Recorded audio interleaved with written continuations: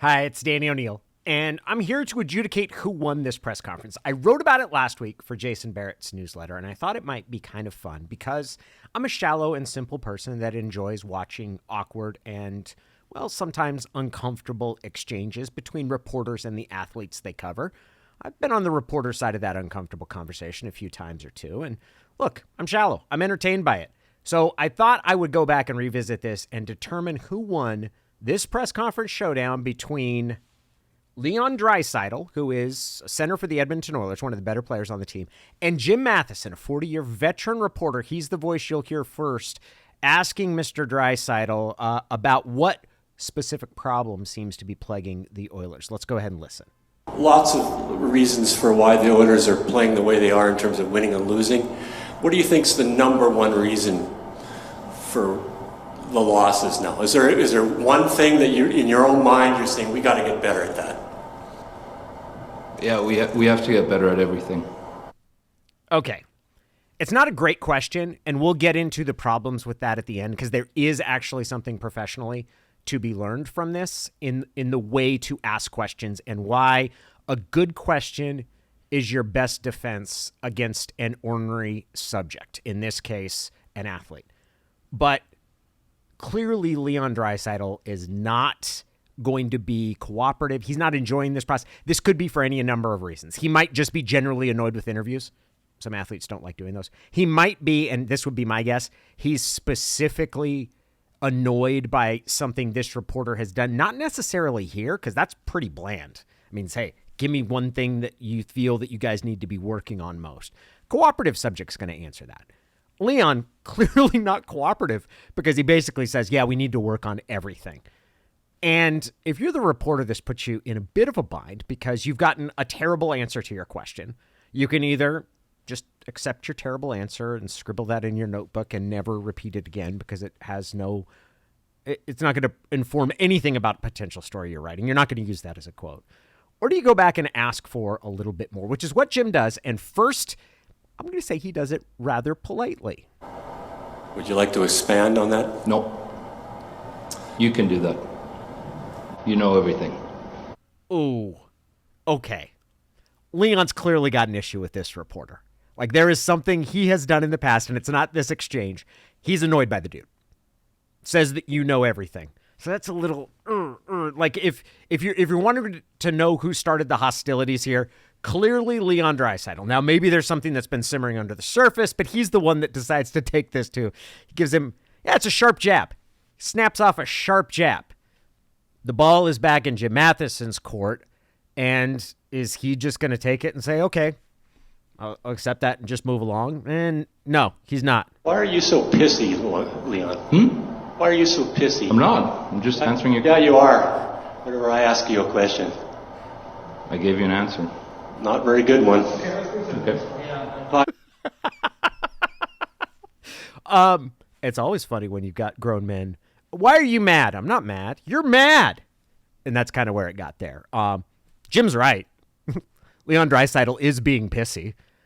Is it the most professional thing to ask someone? No, probably not. But at the same time, Leon's kind of being uncooperative.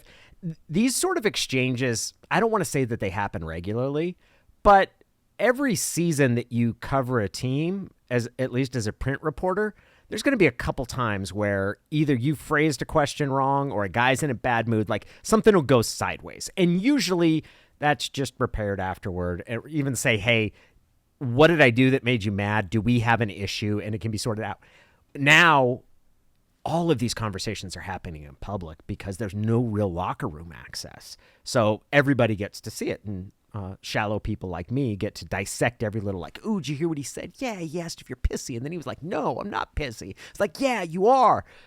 And you hear in the background at the end of that, the PR person is kind of like, all right, let's go ahead and move on. Okay, you've each taken your turns, right? Like Leon, you said he knows everything. Jim, you asked him why he's pissy. Let's go ahead and go on. And Jim decides he's not quite done yet. I have one more for you. Leon, you show your frustration on the ice last game against Ottawa. Is that a good thing when you show it so the other team knows you're frustrated? Yeah, it's a great thing, for sure. Good. Yeah.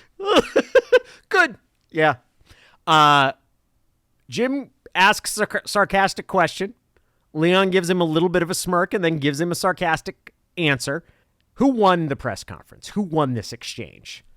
Leon Draisaitl got in one cheap shot by saying, you know everything, and was clearly difficult and didn't offer much in the way of information to Jim Matheson.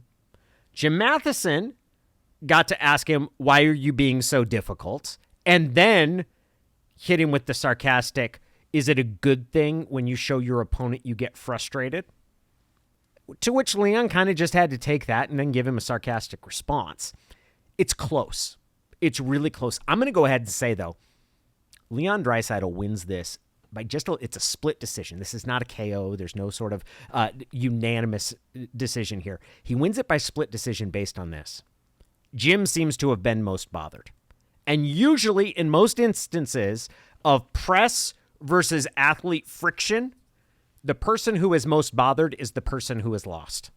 You want to appear to be the least bothered. The person who is most unaffected by everything that's happened is kind of like, whoa, I don't know what happened there. So by that verdict, I would pronounce Leon Draisaitl the slight winner. Now, to go back to the original question, which is really kind of where it started off wrong, and it's not that that's what set Leon Draisaitl off, because I don't think it was, but Jim Matheson asked a double-barreled question, and it's a fundamental mistake, and this is where you can learn something professionally from this, because your best defense against an ornery interview subject, someone who is a good question.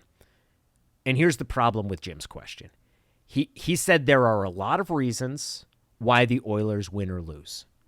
What is one thing that you think is most responsible for the Oilers losing? Now, that's not a great question because it's putting someone on a spot and it's begging for him to say, the likelihood of him telling you the one thing that is most responsible for them losing is pretty low. It's fairly, because usually that would involve blaming another teammate or a specific strategic thing or some sort of specific aspect of their game. It's begging for generalities. But the real problem comes because Jim followed that up by asking and saying, what's one thing that you think you guys need to work on most? He asked a double-barreled question. And the problem with asking two questions in a row is that even if you have a cooperative subject, it's going to confuse them. They're not going to be sure which one to answer. Chances are they're going to answer the first question you asked because that's what started them thinking. They might then move on to the second question, in which case it's going to be a longer answer. They might answer a mixture of both. But the real problem with the double-barreled question is that it gives an uncooperative subject an out. He's going to answer the easier of the two questions. He's going to give you a worse answer because he's not going to address the difficult, the harder of those two questions. Then he's going to look at you like, I answered your question, and he did because you asked two of them. The single best piece of advice that I've ever gotten when it comes to interviewing came from John Sawatsky, and it was this. Ask one question at a time. Just one. Have them answer that question. It is a fundamental. There's nothing that's easier to institute in the practice of interviewing, and there's nothing that I've done that has had a more significant improvement in the quality of interviews. Ask one question at a time. Stanley O'Neill, I look forward to presiding over future Who Won the Press Conference?